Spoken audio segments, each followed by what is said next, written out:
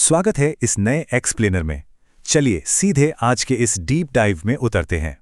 आज हम समझेंगे कि कैसे क्लॉड एआई सिर्फ एक आम चैटबॉट की सीमाओं को लांघकर एक बेहद कस्टमाइजेबल और पावरफुल डिजिटल को पायलट बन जाता है।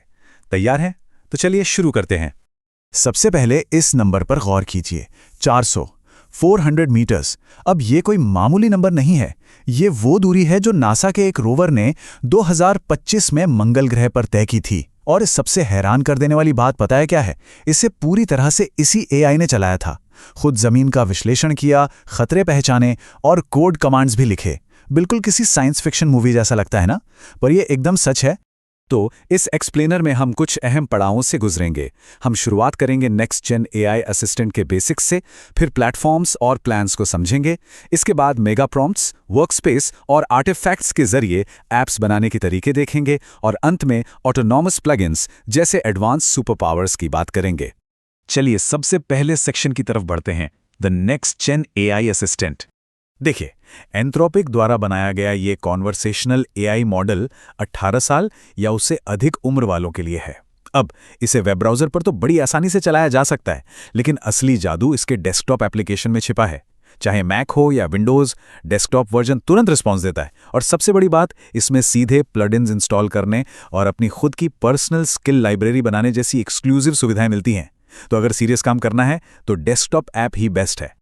आगे बढ़ते हैं दूसरे सेक्शन पर, जो है प्लेटफॉर्म्स और प्लान्स का सही चुनाव।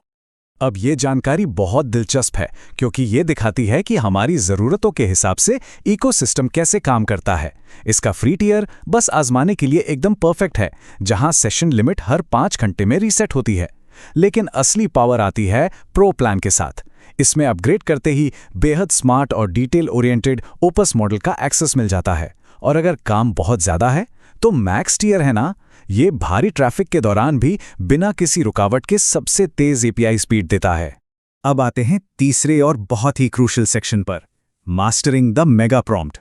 अक्सर हम गलती क्या करते हैं, एआई से एक जेनेरिक सा सवाल पूछ लेते हैं और फिर जवाब भी वैसा ही जेनेरिक मिलता है। यही काम आता है मेटा सोल्यूशन कॉन्सेप्ट। ये 3 स्टेप्स देखिए। पहले अपना लक्ष्य और वेब सर्च पैरामीटर्स तय कीजिए।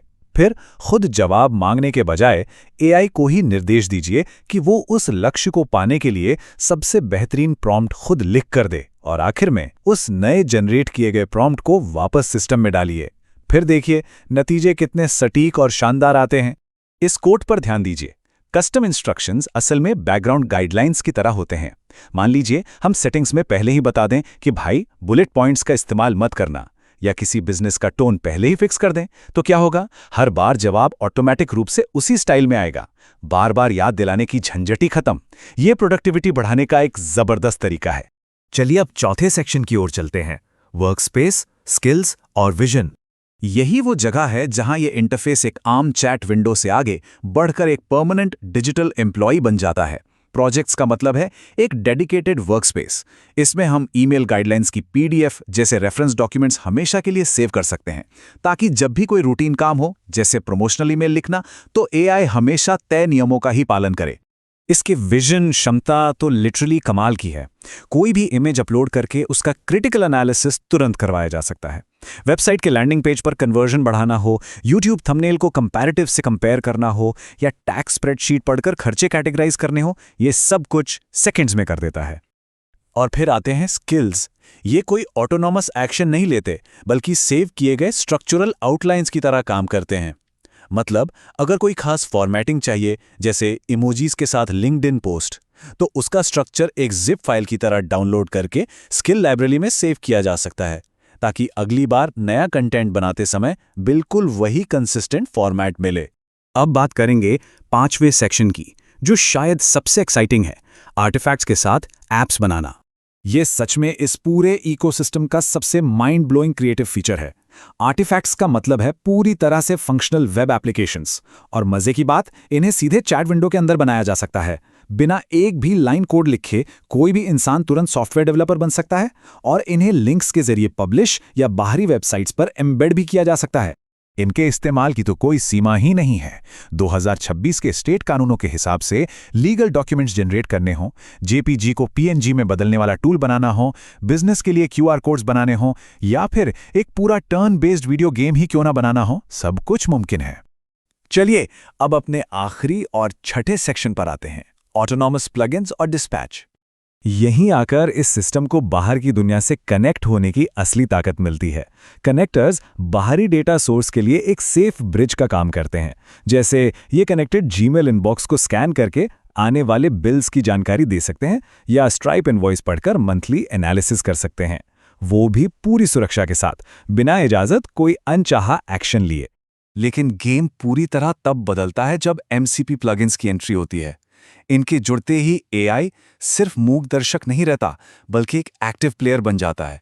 ये प्लगइन्स एआई को कैनवा या स्लैक जैसे थर्ड पार्टी प्लेटफॉर्म्स पर सीधे कमांड चलाने की आज़ादी देते हैं, जिससे एक पूरी कंटेंट मार्केटिंग स्ट्रैटेजी को खुद ब खुद अंजाम दिया जा सकता है।